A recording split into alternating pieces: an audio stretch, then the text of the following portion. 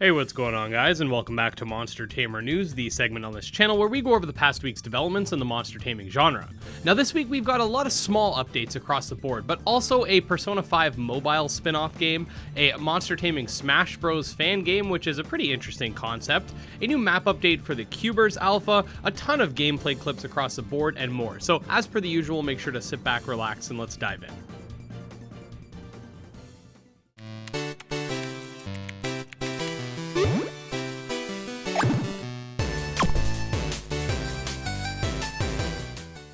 Okay, so first things first, we have a new spin-off title for Persona 5 named Persona Phantom of the Night, which will be coming to mobile platforms. Now, it is important to note that there is debate regarding how much Persona counts as a monster tamer because of how the personas in the game actually work, but it's related to the SMT franchise anyway, so I figured I'd mention it here. It's been described by various gaming news articles, specifically Kotaku if I remember correctly, as a mix between exploration and turn-based combat, and other than that, we don't have a lot of information about it, especially with regards to the game's monetization. Anytime I hear about a mobile game releasing, the first thing that comes to my mind is, how will the game be monetized? Will it be egregious? Will it not? So we'll just have to wait for more news on that. Okay, the Cubers developers put out an update that mostly tackled balancing and quality of life updates. However, it did add a map to the game, I guess you could say. So basically, if you've played the alpha, you'll know that there are two areas that you can access during battle. One is this sort of factory place, and the other is an island. The new map that they added is basically just the island by itself, which should allow for more fast-paced gameplay, and I guess is sort of like Cubers' version of a shipment or Nuketown from Call of Duty, with that sort of mosh pit kind of map where just it's chaos constantly. That being said, definitely consider checking out the Cubers Alpha. It's a lot of fun and it's free to play, so you have nothing to lose.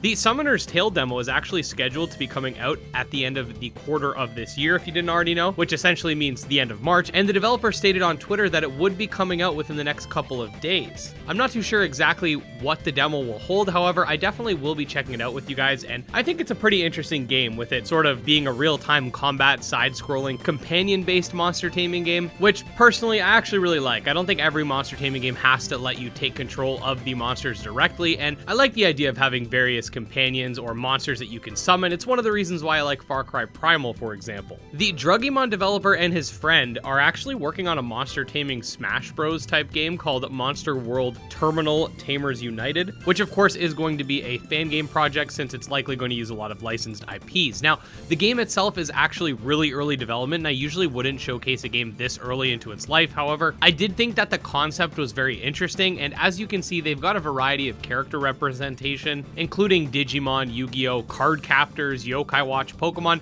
and I'm assuming there's going to be a lot more. I think a project like this, if done right, could act as a way to garner more attention for the genre as well, especially if they decide to add characters from some indie monster taming games to the scene. I'd love to see Vados in this game personally. But yeah, like I said, it's super early development, and this is an exemption to the usual rule of me not covering super early development stuff, but given the context of it being this like big monster taming fan game project, I figured it made sense. I will leave the Twitter linked below if you want to check it out. Okay, quickly before we head into the rapid fire news, I did want to showcase this new music track that the Disc Creatures World developer put out. It's really nice, and I think you guys will like it. Let's take a listen.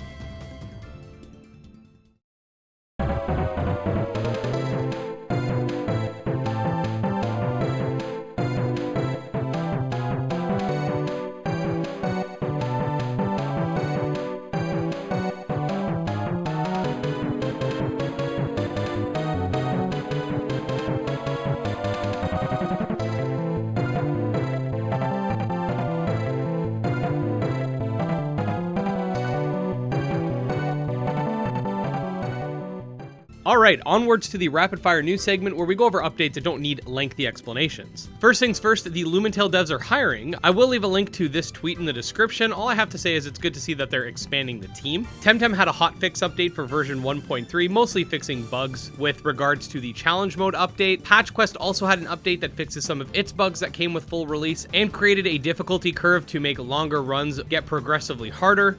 You can see the patch notes on screen. Here we got a little teaser of a new tile set pack that's coming to the Monster Maker engine. I can't remember if this was already confirmed somewhere else or not, but the Moonstone Island dev did tweet out that the game is coming to Nintendo Switch. Dragonrod's announced that he's been working on Digital Tamers 2, and in this tweet he even mentioned that he's been able to get 2 to 3 Digimon coded in per day for the sequel, which is pretty crazy. We got some new monsters, including Incentius for Sky Climbers, a new variant of Wafunk in Abomination, a new Zokai line for Zokai, a new monster for Biomancer, a new sprite for the Digimon World Dawn and Dusk 2 project, some shinies or misprints for Super Auto Battlemon, a little clip of combat footage for Aethermancer, a look at the double jump mechanic for Elements. Here we get to see the school demo environment for Isle of Swaps, the monster taming card battling game that we talked about a couple weeks back. And finally, last but not least, we have some in-game footage for Pow World, which I'm really happy to see that they keep putting out these little clips of actual in-game footage that's not cinematic.